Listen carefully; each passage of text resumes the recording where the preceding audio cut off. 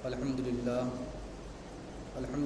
رب العالمين والعاقبة للمتقين والصلاة والسلام على سيد المرسلين وعلى آله وأصحابه أجمعين. أما بعد فأعوذ بالله من الشيطان الرجيم. بسم الله الرحمن الرحيم. وأتموا الحج والعمرة لله. صدق الله مولانا العظيم وبلغنا رسوله النبي الأمين المكين الكريم ونحن على ذلك لمن الشاهدين والشاكرين والحمد لله رب العالمین. محترم سامعین، آئیے کچھ عرض و معروض سے قبل آقائے نامدار مدینے کے تاجدار جناب روح فدا محمد عربی صلی اللہ تعالی علیہ وسلم کی بارگاہ بے کسبنا میں درود و سلام کی ڈالی نشاور کریں اور پڑھیں بآواز بلند اللہم صلی علی سیدنا شفیعنا حبیبنا کریمنا مولانا محمد مبارک وسلم. صلاۃ و سلام علیک یا رسول اللہ صلی اللہ تعالی علیہ وسلم.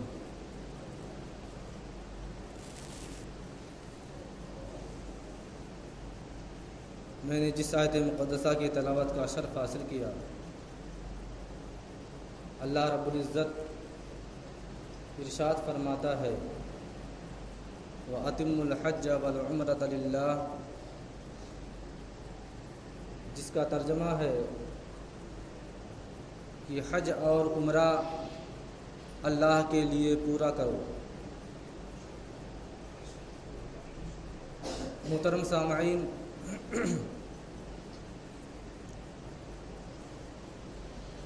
حج کا زمانہ قریب ہے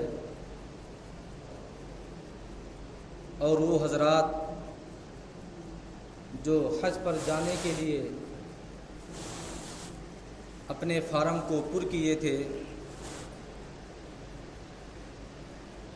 تقریباً جس کے نصیب میں جانا تھا ان کا رزلٹ بھی آ چکا اور ان کی فلائٹ کس تاریخ کو اور کس دن ہے اس کا بھی نتیجہ آ گیا. اللہ تبارک و تعالی تمام اسلامی بھائی کو حج اور عمرے جیسی سعادت نصیب عطا فرمائے.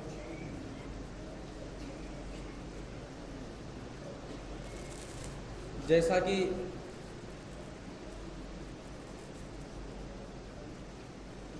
میں 2-3 جمعے سے حج کے ارکان کے تعلق اور اس کی کچھ پوشیدہ باتیں آپ حضرات کے سامنے رکھتے چلا آیا ہوں. اسی طرح آج زمزم شریف جو بہت ہی مبارک اور متبرک پانی ہے، اکثر حضرات جانتے ہیں کہ اس کی سعادت ہم اور آپ تک جو پہنچی یہ حضرت ابراہیم خلیل اللہ علیہ الصلوۃ والتسلیم کے بیٹے حضرت اسماعیل علیہ الصلوۃ والتسلیم کے ذریعے سے آئی. لیکن اس میں کچھ اور راز ہے اور آب زمزم جب ظاہر ہوا تھا اس کو تقریباً 1000 یا 1500 سال گزرنے کے بعد اس کی نشانیاں مٹ گئی تھیں اور آب زمزم کا کنواں کس جگہ پر تھا، کہاں پر تھا، کسی کو یہ بات نہیں معلوم تھی. چونکہ جب آب زمزم حضرت اسماعیل علیہ الصلوۃ والتسلیم کے زمانے میں ان کے ذریعے سے ظاہر ہوا تو اس وقت حضرت حاجرہ رضی اللہ تعالی عنہا کی ملکیت میں تھا اور اکثر قبیلے والے دور دراز پر بسنے والے لوگ جانتے تھے کہ مکۃ المکرمہ کی سرزمین ایسی سرزمین ہے، ایسا چٹیل میدان ہے جہاں پر گھاس بھی نہیں اگتی، کیونکہ وہاں پر پانی کا نام و نشان نہیں ہے۔ جب آب زمزم ظاہر ہوا اور لوگوں کے درمیان یہ بات پہنچی کہ مکۃ المکرمہ میں پانی کا چشمہ ابل پڑا ہے، تو لوگوں کا ہجوم، جو خانہ بدوش تھے، جنگلوں میں اپنی زندگیاں بسر کرتے تھے، ان تک جب یہ بات پہنچی تو لوگوں نے حضرت ہاجرہ رضی اللہ تعالی عنہا کی طرف رجوع کیا اور آپ سے یہاں پر بسنے کی اجازت چاہی۔ سب سے پہلے ایک قوم جس کا نام بنی جرہم تھا، اس نے اجازت مانگی، حضرت ہاجرہ رضی اللہ تعالی عنہا نے وہاں پر لوگوں کو بسنے کی اجازت دے دی۔ لیکن چند سال یا کئی سو سال گزرنے کے بعد جب بنی جرہم کا اس پر قبضہ ہو گیا اور وہ حضرات جو خانہ کعبہ کی زیارت کے لیے آیا کرتے تھے، تو بنی جرہم کے لوگوں نے جو عطیات، جو تحائف لوگ خانہ کعبہ کے تعلق سے پیش کرتے تھے، جو بنی جرہم کا سردار تھا، اس نے ان تمام تحائف کو لینا شروع کیا۔ لیکن جب چند سال اور گزرے تو بنی جرہم ہی کے لوگوں نے خانہ کعبہ کی بے حرمتی کرنا شروع کر دیا، اور یہی سلسلہ چلتا رہا۔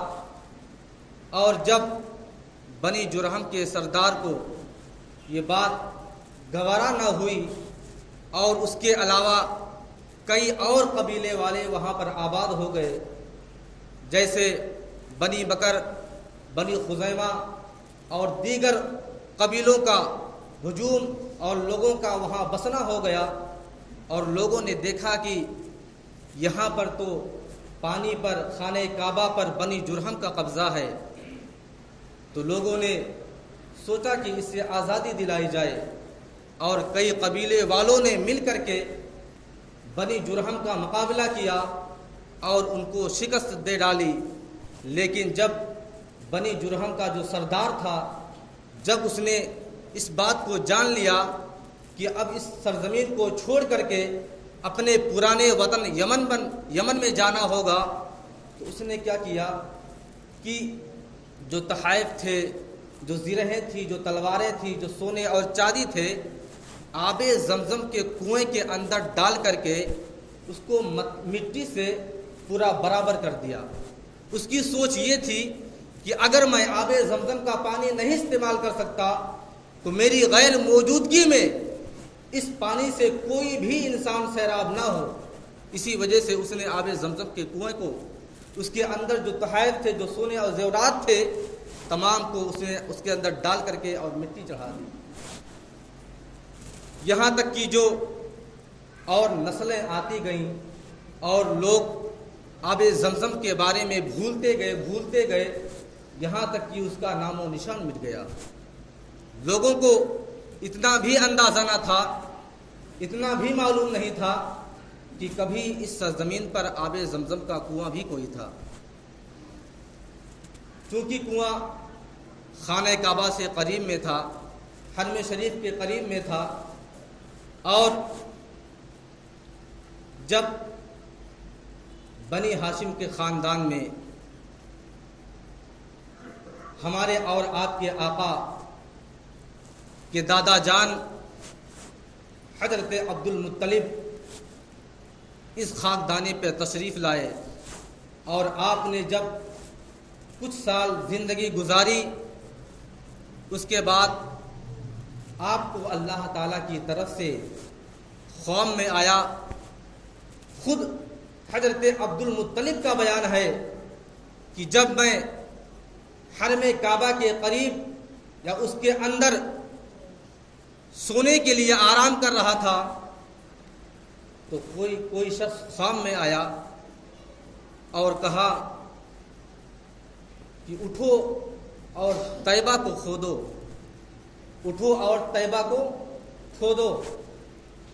حضرت عبد المطلب نے عرض کیا کہ تم کون ہو اور طیبہ کیا ہے؟ پھر وہ شخص چلا جاتا ہے. دوسرے دن پھر حضرت عبد المطلب کے خواب میں وہی شخص آتا ہے اور کہا کہ اٹھو اور برہ کو کھودو. حضرت عبد المطلب نے پھر عرض کیا برہ کیا ہے، کیا چیز ہے؟ پھر وہ شخص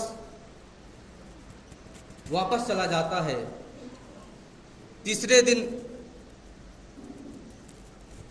پھر وہی شخص آتا ہے، خواب میں آتا ہے اور کہتا ہے کہ اٹھو اور منظرہ یا کچھ اسی نام کی کوئی چیز تھی. پھر اس نے کہا اس چیز کو کھودو. حضرت عبد المطلب نے کہا یہ کیا چیز ہے؟ میں نہیں جانتا. پھر وہ شخص چلا جاتا ہے. چوتھے دن پھر خواب میں آتا ہے اور کہتا ہے کہ عبد المطلب اٹھو اور زمزم کو کھودو. حضرت عبد المطلب نے عرض کیا زمزم کیا چیز ہے، زمزم کیا ہے؟ بہرحال وہ شخص جو 3 دن لگاتار یہ کہہ کر کے چلا گیا تھا، چوتھے دن جب آیا تو واپس نہیں گیا. اور جب حضرت عبد المطلب نے سوال کیا کہ زمزم کیا چیز ہے تو اس شخص نے کہا کہ حرم کعبہ کے قریب ایک جگہ ہے، اس جگہ کو تمہیں کھودنا ہے، وہاں پر زمزم کا پانی ہے. حضرت عبد المطلب نے اس جگہ کی نشاندہی پوچھی تو اس شخص نے کہا کہ اس جگہ کی پہچان یہ ہے کہ لوگ خون اور جانوروں کی گندگی کو وہاں پھینکتے ہوں گے اور پرندہ وہاں پر اپنے ٹھوڑ مارتا ہوگا. جہاں ایسی جگہ ملے جان لو کہ وہی جگہ تمہیں کھودنی ہے اور آب زمزم وہیں پر موجود ہے. دوسرے دن حضرت عبد المطلب اٹھے اور آپ کے ایک بیٹا تھا جن کا نام حارث تھا، ان کو آپ نے ساتھ لیا اور اس جگہ پر پہنچے تو دیکھا واقعی خون کا ڈھیر لگا ہوا تھا اور جانوروں کے چمڑے لتھڑے اور گندگیاں پڑی ہوئی تھیں. جب حارث نے اپنے والد کو یعنی حضرت عبد المطلب کو بتایا تو آپ فوراً سمجھ جاتے ہیں کہ یہی وہ جگہ ہے جہاں پر آب زمزم ہے اور یہی جگہ ہم کو کھودنی ہے. جب حضرت عبد المطلب نے اس جگہ کو کھودنے کا ارادہ کیا اور جب کدال لے کر کے وہاں پر پہنچے اور اس جگہ کی صفائی کر کے آپ نے کھودنا شروع کیا تو تمام قریش والے آ کر کے کھڑے ہو گئے. اس کی وجہ کیا تھی؟ اس وجہ سے آ گئے کہ جس جگہ کی نشاندہی کی گئی تھی اس جگہ کے دونوں طرف بت رکھے ہوئے تھے اور جو گندگی وہاں پر پڑی تھی، لوگ جو خون اور دودھ اور کیا کیا چیزیں چڑھاتے تھے وہیں پر لا کے پھینکتے تھے اور اس کے دونوں طرف بت تھا. لوگ نہیں چاہتے تھے کہ میرے دونوں بتوں کے درمیان کوئی شخص آئے اور کنواں کھودے. حضرت عبد المطلب نے ان لوگوں کو سمجھایا لیکن نہیں مانے اور لڑائی اور جھگڑا کرنے پر آمادہ ہو گئے. جب حضرت عبد المطلب نے جانا کہ اب اس کنویں کو کھودنا بہت ہی مشکل ہے تو پھر اور لوگ ہاتھوں کو بھی پکڑ لیتے ہیں اور لوگوں کا ہجوم ہے، تو چونکہ حضرت عبد المطلب کے پاس صرف ایک بیٹا تھا جن کا نام حارث تھا، حضرت عبد المطلب نے اپنے بیٹے سے کہا بیٹا تم تمام قریش والوں کو اکیلے تنہا یہاں پر آنے سے روکو تاکہ میں آب زمزم کا کنواں کھودنے میں کامیاب ہو جاؤں. حضرت حارث کو اللہ اللہ تبارک و تعالیٰ نے وہ طاقت و قوت عطا کی تھی کہ تنے تنہا اکیلے پورے قریش کے قبیلے والوں کا مقابلہ کیا اور حضرت عبد المطلب کنواں کھودنے میں کامیاب رہے اور کھودتے چلے گئے۔ جب پہلی نشانی مل گئی تو آپ نے اللہ اکبر کا نعرہ لگایا اور آپ نے بدستور کہا کہ حضرت اسماعیل رضی اللہ تعالیٰ عنہ کی یہاں پر نشانی موجود ہے۔ جب اہل قریش نے سنا تو کہا یہ تو میرے آبا و اجداد ہیں، اگر حضرت اسماعیل کی نشانی مل گئی ہے تو ہم بھی اس میں شرکت کریں گے۔ حضرت عبد المطلب نے اس بات کو انکار کر دیا کہ آپ اس سے پہلے جھگڑا کرنے پر آمادہ تھے اور اب جب میں نے وہ نشانی پا گئی ہے تو آپ کہہ رہے ہیں میرے آبا و اجداد کی نشانی ہے، میں بھی اس میں شرکت کرنا چاہتا ہوں۔ حضرت عبد المطلب نے اس چیز کو روک دیا، لیکن اہل قریش خاموش بیٹھنے والے نہ تھے۔ جب دیکھا کہ حضرت عبد المطلب تمام قریش والوں کو قریب نہیں آنے دے رہے ہیں تو لوگ پھر لڑائی کرنے پر جنگ کرنے پر آمادہ ہو گئے، لیکن حضرت عبد المطلب تنے تنہا تھے، صرف ان کے پاس ایک بیٹا تھا۔ حضرت عبد المطلب نے لوگوں سے کہا کہ جھگڑا لڑائی کرنے سے بہتر ہے کہ کوئی بہترین فیصلہ یا کوئی پنچایت یا اس طریقے سے کوئی مشورہ کر لیا جائے تاکہ ہمارے اور آپ کے مابین کوئی جھگڑا لڑائی نہ ہو۔ اہل قریش نے کہا کہ ملک شام کے اندر ایک کاہنہ رہتی ہے، اس کے پاس ہم لوگ چلے، وہ جیسا کہے اور جیسا کرنے کا مشورہ دے اسی پر ہم لوگ عمل کریں گے اور اسی کی پیروی کریں گے۔ چنانچہ تمام اہل قریش اور حضرت عبد المطلب ملک شام جانے کے لیے تیار ہو گئے، لیکن ملک شام مکہ المکرمہ کی سرزمین سے کافی دوری پر ہے اور مکہ کی سرزمین اور شام کی سرزمین کے درمیان ریگستان کا چٹیل میدان بھی تھا۔ لوگوں نے وہاں جانے کا ارادہ کر لیا اور اپنے پاس کھانے اور پینے کا سامان بھی رکھ لیا، لیکن ابھی ملک شام نہ پہنچے تھے، اسی ریگستان میں تھے کہ جو شخص حضرت عبد المطلب کے ساتھ جو گروہ تھا ان کے پاس پینے کا پانی ختم ہو گیا اور لوگوں نے جان لیا کہ ریگستان میں پانی تو ملنے والا نہیں ہے اور لوگ سمجھ گئے کہ اب موت کے علاوہ کوئی اور چارہ نہیں ہے۔ حضرت عبد المطلب نے اپنے مخالف قوم کے پاس یعنی اہل قریش کے پاس چند لوگوں کو بھیجا کہ اگر ان کے پاس پانی ہو تو پینے کے لیے دے دیں۔ ان کے پاس پانی بچا ہوا تھا، لیکن ان لوگوں نے پانی دینے سے انکار کر دیا، یہ کہہ کر کے کہ اگر میں پانی پینے کے لیے اپنا حصہ آپ لوگوں کو دے دوں گا تو پھر ہماری بھی تو وہی نوبت ہو جائے گی، ہمارے بھی جان کے لالے پڑ جائیں گے۔ حضرت عبد المطلب کے چند لوگ آئے اور اس طرح بتایا کہ ان لوگوں نے پانی دینے سے انکار کر دیا ہے۔ حضرت عبد المطلب نے سوچا کہ اب موت کے علاوہ کوئی اور راستہ نہیں ہے۔ حضرت عبد المطلب نے اپنے لوگوں سے کہا، اپنے گروہ والوں سے کہا کہ اپنے موت کا انتظام کر لے اور اس میں دفن ہونے کے لیے اپنے حصے کا گڑھا کھود لے۔ تمام لوگ گڈھے کو کھود لیے لیکن اور موت کا انتظار کرنے لگے۔ حضرت عبد المطلب کے دل میں پھر خیال آیا کہ کیوں نہ جب تک موت نہیں آ رہی ہے پانی کی جستجو اور اس کی تلاش کیوں چھوڑ دی جائے۔ حضرت عبد المطلب نے سوچا اور اپنے گروہ والوں سے مشورہ کیا۔ لوگوں نے کہا جیسا آپ حکم فرمائیں ہم لوگ اس پر عمل کرنے کے لیے تیار ہیں۔ حضرت عبد المطلب نے سوچا اور لوگوں سے کہا کہ جاؤ دور دراز تک ریگستان میں دیکھو اور پانی کی کھوج کرو، پانی کی تلاش کرو۔ ہو سکتا ہے کہیں پانی نظر آ جائے، لیکن جب پانی کہیں نہ ملا اور تمام گروہ والے پھر ملک شام جانے کا ارادہ کر لیے، تو جس اونٹنی پر حضرت عبد المطلب سوار تھے، جب اس پر سوار ہونے لگے اور جب اونٹنی کھڑی ہوئی تو اللہ تبارک و تعالیٰ کا کرشمہ کیسا ہوا کہ اسی اونٹنی کے پیر کے نیچے پانی کا چشمہ ابل پڑا۔ حضرت عبد المطلب خوش ہو جاتے ہیں، ان کا تمام گروہ خوش ہو جاتا ہے، خوشیاں منانے لگتے ہیں۔ حضرت عبد المطلب نے فرمایا کہ اللہ تبارک و تعالیٰ کی مدد ہم لوگوں کے لیے آ چکی ہے۔ تمام لوگوں سے آپ نے فرمایا کہ اپنے اپنے مشکیزیں بھر لیں، اپنے پیاس بجھا لیں، اور جب تمام لوگ مشکیزیں بھر لیے، پیاس لوگوں کی بجھ گئی، تو جو دوسرا مخالف گروہ تھا وہ بھی قریب آ گیا کہ ہمیں بھی پانی دے دیا جائے۔